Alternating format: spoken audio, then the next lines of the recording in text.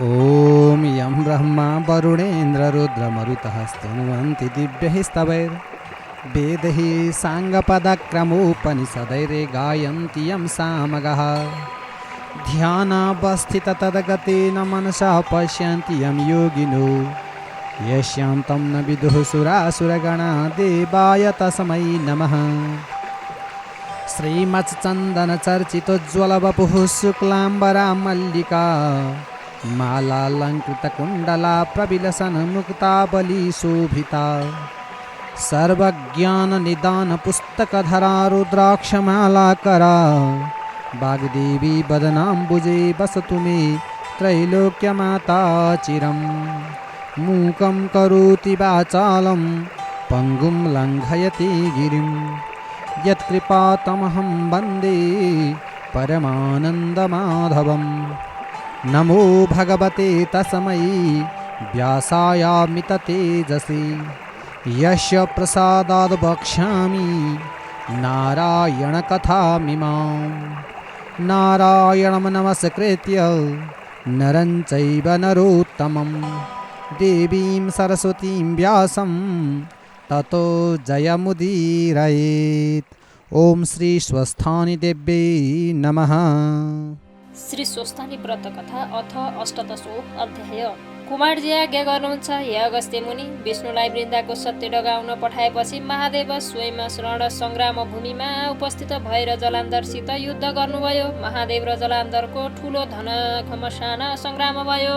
उता वृन्दाको पतिव्रता धर्म विष्णुले नष्ट गरिसकेकाले केही बलहीन भएर आकाशमा गएर माया युद्ध गर्न लाग्यो। महादेवले पनि आकाशमा युद्ध गर्दा जलान्धर बलहीन भएको जस्तो बुझी अब त वृन्दाको सत्य विष्णुले नासिसकेछन् भन्ने विचार गरी हातमा लिइराखेको त्रिशूल उचाली तिनै आँखाबाट आगाको ज्वाला निकाली क्रोधले लाल लाल आँखा गरी त्यो त्रिशूल जलान्धरको छातीमा ताकिहाने। त्यो त्रिशूलको वेदनाले जलान्धर मरेर अन्तपुरको चोकको माझमा पछारियो। त्यो जलान्धर खसेको शब्द वृन्दाले सुनेर यो के को शब्द रहेछ भनी हेर्न जाँदा आफ्ना स्वामी जलान्धरको मृतक शरीरदेखि तरह तरहको विलाप गर्दै भन्न लागिन्, यस्तो अवस्थामा मलाई एक्लै छाडी तपाईँ कहाँ जानुभयो? पापिष्ट विष्णुले कपटपूर्वक छल गर्दा तपाईँको यो गति भयो। तपाईँ बिना यो प्राण कसरी राखु? तपाईँ जहाँ जानुभयो म पनि वहीँ जान्छु भन्दै जगल्टा फिजाएर विष्णुको मुख हेरी, हे पापिष्ट विष्णु, तिम्रो छलले मेरो स्वामीको यो अवस्था भयो। अब श्राप दिन्छु, झारघाँस वृक्ष रुख ढुङ्गो भएर रहे भनेर वृन्दाले आफ्नो प्राण त्यागेर पतिसित सती भइन्। हे अगस्त्य मुनि, पतिव्रताले श्राप दिएकोले झार बनेको तुलसी, घाँस बनेको कुश, रुख बनेको पिपल, ढुङ्गो बनेको शालिग्राम भएर रहनु पर्यो। तुलसी, कुश, पिपल, शालिग्रामलाई नारायण रूप मानेर सकलले पूजा गरेको त्यसैले हो। हे मुनि, पतिव्रता धर्म सबैभन्दा ठुलो छ। पतिव्रताले गर्न नसक्ने कुरा कुनै छैन। जे पनि गर्न सक्दछन्। तहाँ उपरान्त विष्णु महादेवसित गएर सबै कुरा सुनाए। आज्ञा भए वृन्दाको श्राप मोक्ष गर्न जान्छु भनेर विदा भएर तुलसी, कुश, पिपल, शालिग्राम भइरहे। महादेव नन्दीमाथि चढेर ब्रह्मादि देवताहरू अघि पछि लगाई अप्सराले नाच्ने, गन्धर्वले गीत गाउने, स्वर्गबाट पुष्प वृष्टि गराउँदै ठुलो विजय उत्सव मनाउँदै कैलाशमा पुगेर प्रथम गण समेत लिएर शिवशक्तिले आनन्दपूर्वक रहे। देवताहरू पनि महादेवसित विदा मागेर आफ्ना आफ्ना आश्रममा गए। यति स्वर्गको कुरा भनिसके, अब पातालको कुरा भन्दछु सुन। अस्वस्थमा ऋषि पार्वतीका आज्ञाले सप्त पाताल मध्ये रसातल नामक पातालमा गए। त्यो कस्तो पाताल भने सूर्यको जस्तो तेज भएको, अनेक रत्नले जडी जडाउ गरेर सुवर्णले बनाएको, पुरीमा धन्य धान्यले पूर्ण भएको, शेषनाग, कर्कट नाग, शङ्खनाग, कुलिक नाग, तक्षक नाग, पद्मनाग, वरुण नागहरू, नागिनहरू वस्त्राभूषणले सिंगारी उभन्दा उराम्रा भई बसेका ठाउँमा पुगेर भने, हे शेषनाग, पार्वतीको आज्ञाले स्वस्थानी परमेश्वरीको व्रत गर्न लगाई। जो दुखी छन्, जो दरिद्र छन्, तिनको उद्धार गर्न आएको हुँ। कोही दुखी छन् कि भने शेषनाग भन्दछन्, हे अस्वस्थामा ऋषिश्वर, यहाँ त दुखी कोही छैनन्। त्यो वनको नजिकमा शङ्खचूड, रत्नचूड, कृपा दत्त धार्तराष्ट्र नागको घर छ। उनका स्त्रीहरू दुःखमा छन्, त्यहाँ गएर शुद्ध्याउनुहोस्। यस्तो सुनेर अस्वस्थामा ऋषि बौलाउँदै नागिनीहरू छेउ गए। शङ्खचूड नागकी स्त्री हिरावती, रत्नचूड नागकी स्त्री रत्नावती र कृपादत्त नागकी स्त्री मृगावती, धार्तराष्ट्र नागकी स्त्री मदनावती, ती स्त्री पुरुष अन्योन्य प्रीतिले हेरिरहेका थिए। पछि नागहरू परदेश गएपछि त्यहाँ बस्न नसकी वियोग जनित दुःखले वनमा गएर बसेका भए पनि महासत्यवादी थिए। वनमा पनि सुख त थिएन, तर भाग्य फर्कने आशामा देवता पुकारा गर्दथे। 12 वर्ष व्यतीत हुँदा पनि नागले नागिनीको र नागिनीले नागको केही खबर पाएका थिएनन्।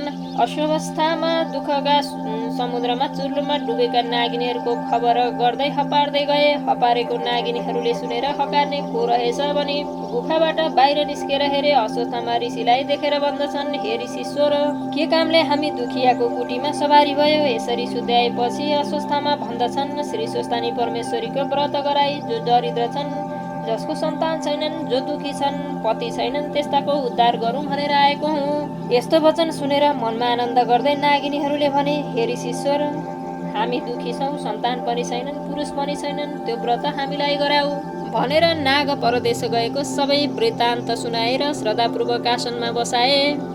अश्वत्थामा भन्दछन्, हे नागिनी हो, सत्ययुगमा हिमालयकी पुत्री पार्वतीले श्री महादेव स्वामी बाउ भनी श्री स्वस्थानी परमेश्वरीको व्रत गरेको विधि विस्तार गर्दछु सुन।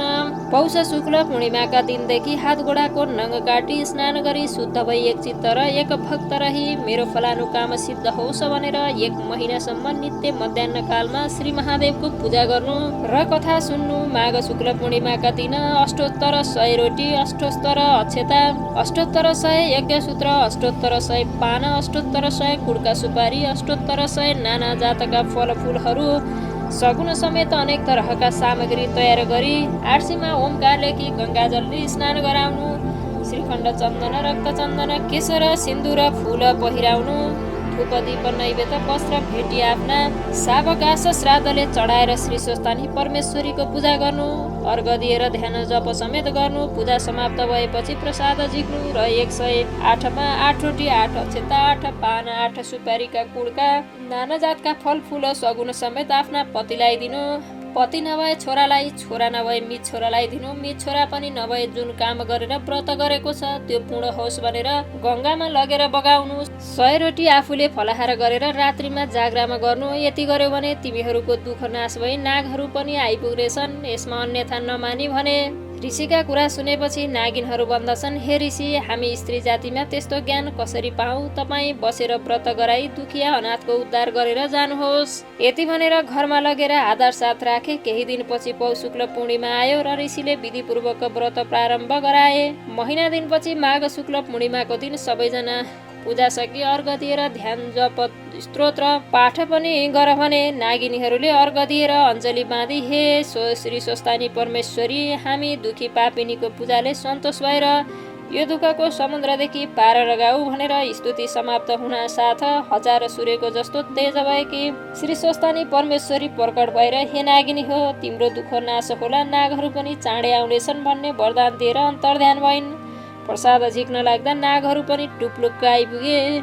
यसरी नागिनीहरू हर्षले गदगद भएर धन्य स्वस्थानी परमेश्वरी भन्दै 8 रोटी, 800 अक्षता, 8 पान, 8 कुडका सुपारी सगुन समेत आफ्ना आफ्ना पतिलाई दिएर चरणमा षष्ठ र दण्डवत गरे।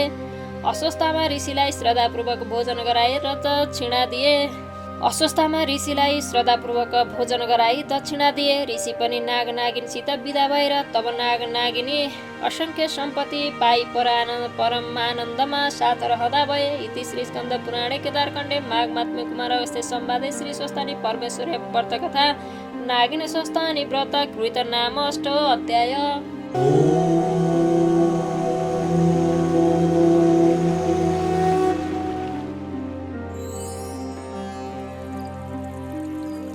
उपनयतु मङ्गलम्बः सकलजगन्मङ्गलालयः श्रीमान् दिनकरकिरणनिबोधित नवनलिनदलनिभीक्षणः कृष्णः।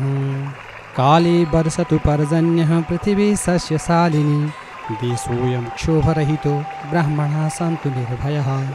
अपुत्राः पुत्रिणः सन्तु पुत्रिणः सन्तु पौत्रिणः निर्धनः सधनः सन्तु जीवन्तु शरदां शतम्।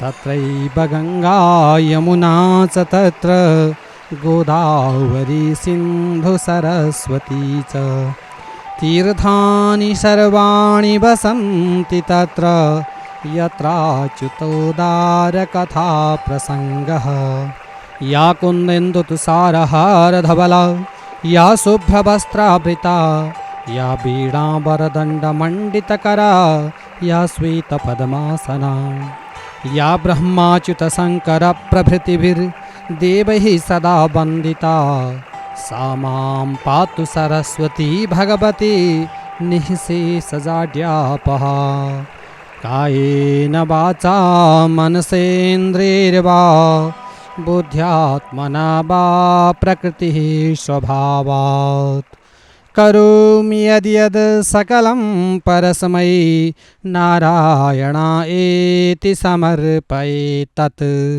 ॐ श्री स्वस्थानी देव्यै नमः।